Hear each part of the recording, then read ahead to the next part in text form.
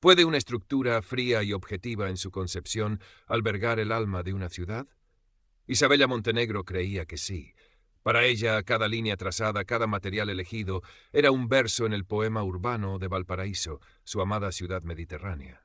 Y el mercado de la esperanza, un cascarón de hierro y nostalgia varado en el corazón del casco antiguo, era su estrofa más sentida. El aire aún olía a salitre y a la tinta fresca de los planos cuando Isa recibió la noticia.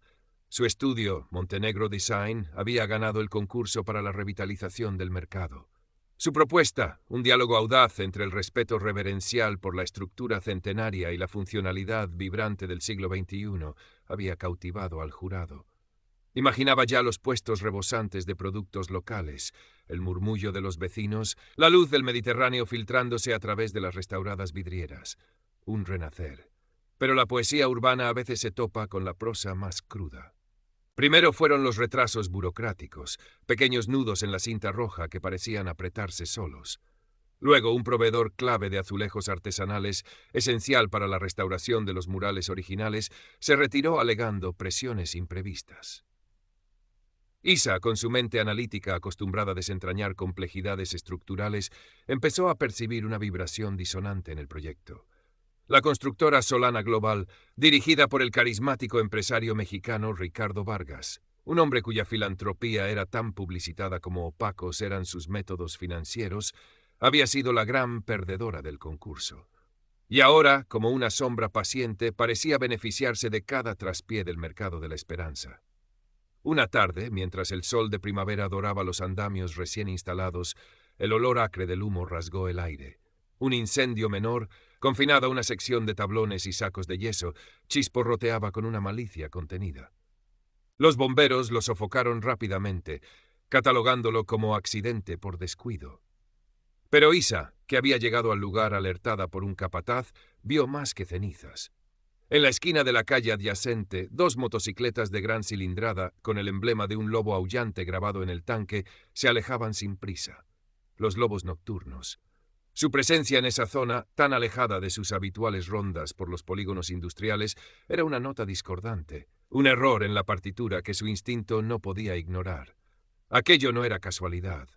La estructura del mercado de la esperanza no solo estaba siendo amenazada por el tiempo, sino por algo mucho más insidioso. Isabella Montenegro, la arquitecta que soñaba con devolverle la vida, sintió que su lucha acababa de empezar. Isabella intentó primero los canales oficiales. Presentó un informe detallado de sus sospechas sobre el incendio y los persistentes retrasos al concejal de urbanismo, un hombre de sonrisa fácil y promesas aún más fáciles. La respuesta fue una palmadita en la espalda y la vaga seguridad de que se investigaría. En la comisaría local, el sargento de guardia escuchó su relato sobre los lobos nocturnos con una mezcla de aburrimiento y apenas disimulada condescendencia. «Señorita Montenegro», dijo, casi bostezando, «son solo unos moteros ruidosos. No se preocupe por ellos». La frustración comenzaba a erosionar la paciencia de Isa. La burocracia, que debería ser el andamiaje de la legalidad, se sentía como una telaraña pegajosa tejida por manos invisibles. Fue entonces cuando Mateo Herrera entró en escena, un joven periodista del diario digital Valparaíso Actual, con más entusiasmo que recursos, pero con un olfato agudo para las historias que olían a podrido. Llevaba semanas siguiendo la pista de Solana Global y los rumores sobre sus tácticas agresivas para acaparar proyectos. Se acercó a Isabella después de leer una pequeña nota en la prensa local sobre el incidente menor en el mercado. «Creo que tenemos intereses comunes, señorita Montenegro», dijo Mateo, con su aire algo desaliñado, pero una mirada penetrante. Se encontraron en una pequeña cafetería cerca del estudio de Isa, Montenegro Design, un espacio minimalista y elegante donde cada objeto parecía tener un propósito y una estética. Isabella, inicialmente reservada, encontró en la persistencia y la evidente integridad de Mateo un eco de su propia determinación. Compartieron información. Isa, su conocimiento técnico, los detalles de los contratos, las inexplicables trabas administrativas. Mateo, los rumores del submundo empresarial, los contactos en barrios donde la ley oficial a veces se diluía, y la sospechosa expansión de Solana Global. La colaboración apenas había comenzado cuando llegaron los primeros avisos. Una mañana, Isa encontró los 4 neumáticos de su coche meticulosamente rajados.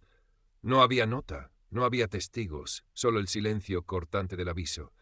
Mateo recibió un correo electrónico anónimo con una fotografía suya, tomada desde lejos, entrando en su modesto apartamento, acompañada de un único mensaje. Algunas verdades es mejor dejarlas enterradas. La intimidación era sutil, sin violencia directa, diseñada para minar la moral, para recordarles que estaban pisando terreno peligroso. Ricardo Vargas, el hombre detrás de Solana Global, era una figura omnipresente en la vida social y económica de Valparaíso. Su sonrisa, perenne en las páginas de Sociedad, ocultaba una frialdad calculadora. Isa y Mateo, buceando en los archivos de licitaciones públicas, comenzaron a trazar un patrón inquietante. Proyectos adjudicados a competidores de Solana Global sufrían accidentes inexplicables, inspecciones fiscales sorpresivas o campañas de desprestigio anónimas. Poco después, Solana Global emergía como la salvadora, haciéndose con los contratos revisados, a menudo con condiciones más ventajosas. Identificaron al líder de los lobos nocturnos como Antonio Ramírez, alias El Toro, un exboxeador corpulento con un historial de delitos menores. Su conexión con Vargas era indirecta, a través de un oscuro abogado que figuraba como asesor en varias empresas pantalla vinculadas a Solana Global. Los lobos no eran sicarios en el sentido tradicional.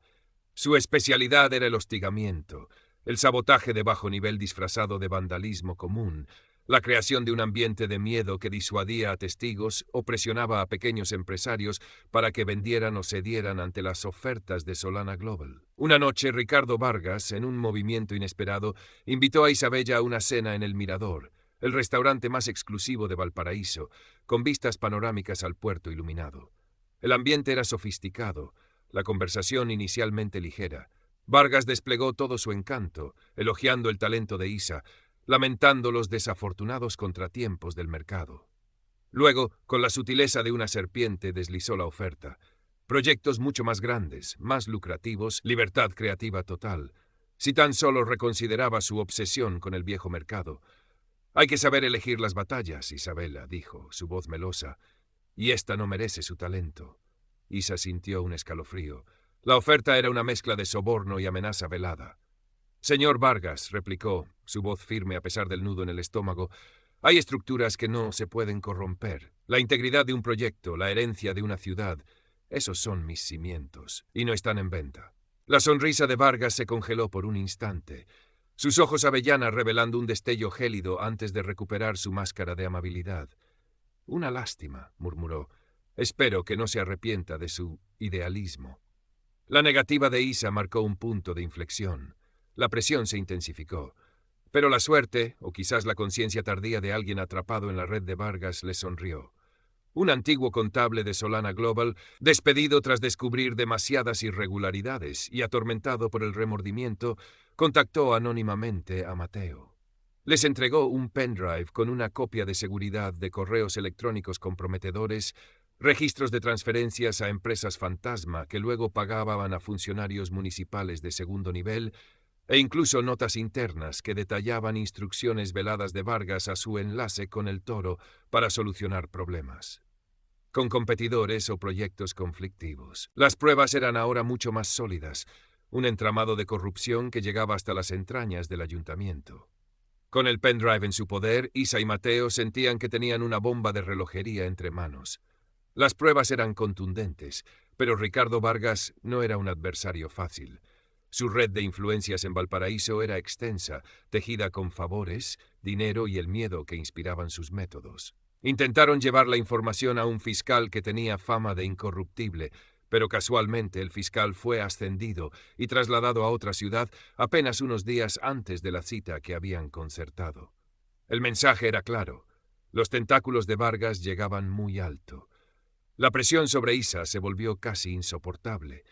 Empezaron a circular rumores maliciosos en los círculos arquitectónicos sobre su supuesta incompetencia, sobre problemas financieros en Montenegro Design. Su estudio sufrió una inspección municipal sorpresa, exhaustiva y claramente diseñada para encontrar cualquier mínima irregularidad.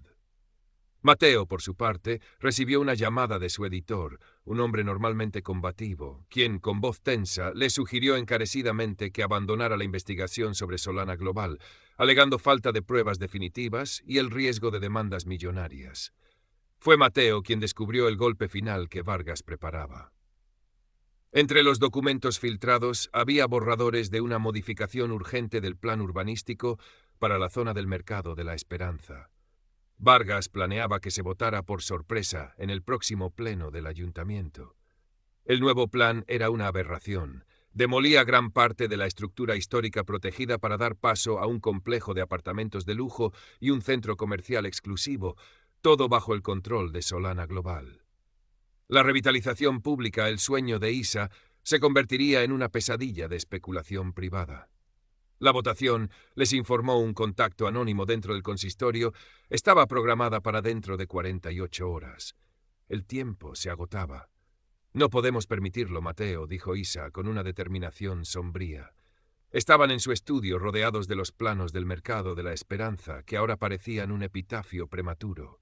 Si ese plan se aprueba, Valparaíso perderá una parte de su alma. Mateo asintió, sus ojos brillando con una mezcla de indignación y nerviosismo. La única opción es una exposición pública. Durante el pleno, lo transmiten en directo por la televisión local. Si presentamos las pruebas allí, delante de todos. Era arriesgado, casi suicida, pero era la única carta que les quedaba. Pasaron la noche preparando una presentación concisa pero demoledora, recopilando los correos, las transferencias, las fotografías de El Toro, reuniéndose con intermediarios de Vargas, los planos del proyecto original frente a la propuesta de Solana Global. El día del pleno amaneció con un sol radiante que contrastaba con la tensión que se palpaba en el aire. Isa se vistió con su habitual elegancia profesional, un traje de líneas limpias color gris perla, pero bajo la chaqueta su corazón latía con fuerza.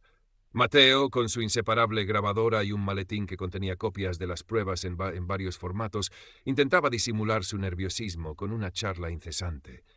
Sabían que Vargas estaría alerta. Los lobos nocturnos, bajo las órdenes de asegurarse de que no hubiera interrupciones indeseadas, estarían vigilando. Al salir del portal del apartamento de Mateo, donde habían ultimado los detalles, un camión de reparto de aspecto destartalado bloqueaba convenientemente la estrecha calle. El conductor, un hombre corpulento con un tatuaje de lobo apenas visible en el antebrazo, se encogió de hombros con fingida impotencia. Motor averiado, lo siento. Tenemos que movernos rápido, susurró Isa, agarrando a Mateo del brazo. Conocía Valparaíso como la palma de su mano, sus atajos, sus pasadizos olvidados. Mientras el camión bloqueaba la ruta más directa al ayuntamiento, Isa guió a Mateo a través de un laberinto de callejuelas empedradas, el eco de sus pasos resonando en el silencio matutino. Pronto oyeron el rugido característico de las motocicletas. No los perseguían abiertamente, pero su presencia era una constante amenaza. En la Plaza de las Flores, varios motoristas de los lobos nocturnos simulaban una discusión acalorada, bloqueando el paso peatonal. Isa tiró de Mateo hacia la entrada de una antigua iglesia, atravesando el fresco y silencioso interior, para salir por una puerta lateral a otra calle.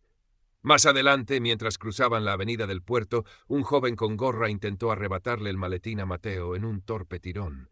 Mateo, sorprendentemente ágil, logró zafarse, pero el maletín cayó al suelo, abriéndose.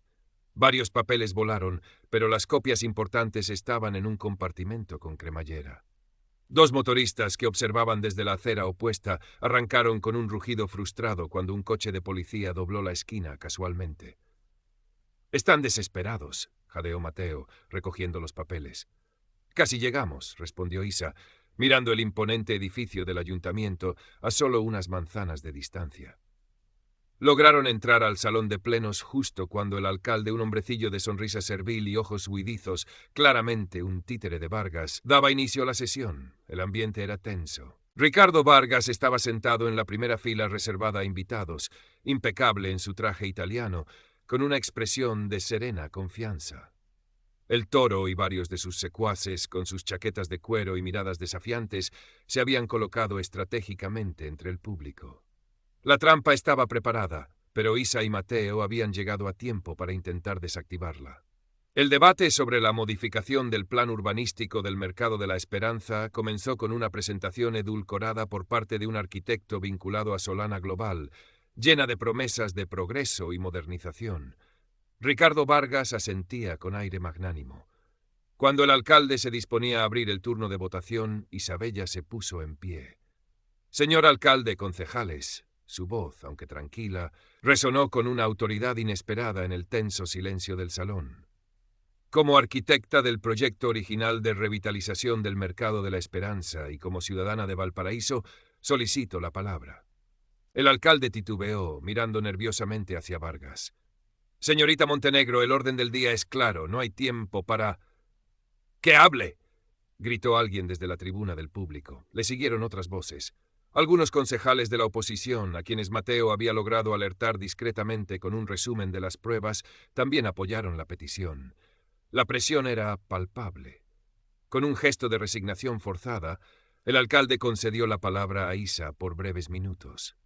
Isa se dirigió al atril. Mateo, a su lado, conectó un pequeño proyector a su ordenador portátil. En la gran pantalla detrás del estrado presidencial, donde momentos antes se veían los renders idealizados del proyecto de Vargas, apareció la primera diapositiva. Un correo electrónico interno de Solana Global detallando la estrategia para neutralizar a la competencia del mercado. «Lo que van a ver», comenzó Isa, su mirada recorriendo el salón y deteniéndose brevemente en Vargas, «no es una opinión, son hechos. Hechos que demuestran una trama de corrupción diseñada para expropiar a Valparaíso de su patrimonio y enriquecer a unos pocos». Durante los siguientes 15 minutos, que parecieron una eternidad, Isa y Mateo desgranaron las pruebas. Correos electrónicos comprometedores, registros de transferencias bancarias a empresas pantalla vinculadas a nombres conocidos en el consistorio, fotografías de El Toro reuniéndose con intermediarios de Vargas, testimonios anónimos de pequeños empresarios coaccionados. La voz de Isa era firme, precisa, cada palabra respaldada por una imagen, un documento. La arrogancia inicial de Ricardo Vargas se fue transformando en una máscara de furia contenida. El Toro y sus hombres parecían encogerse en sus asientos. Cuando Isa concluyó mostrando el plan original del mercado, lleno de vida y color, frente al frío y masivo proyecto de Solana Global, un murmullo de indignación recorrió el salón y se extendió a las redes sociales, donde la transmisión en directo se viralizaba. Cuando Isa concluyó mostrando el plan original del mercado, lleno de vida y color, frente al frío y masivo proyecto de Solana Global, un murmullo de indignación recorrió el salón y se extendió a las redes sociales, donde la transmisión en directo, Ricardo Vargas intentó una defensa airada, hablando de difamación y documentos manipulados, pero sus palabras sonaban huecas ante la contundencia de lo expuesto. Al finalizar la sesión, abandonó el ayuntamiento entre abucheos y el flash de las cámaras de los periodistas que ahora sí se agolpaban a las puertas. Los días siguientes fueron un torbellino. La Fiscalía, ahora bajo una inmensa presión pública y mediática, abrió una investigación oficial. Varios concejales fueron suspendidos. El plan urbanístico de Vargas fue rechazado por unanimidad en una nueva votación. El Toro y varios de sus secuaces fueron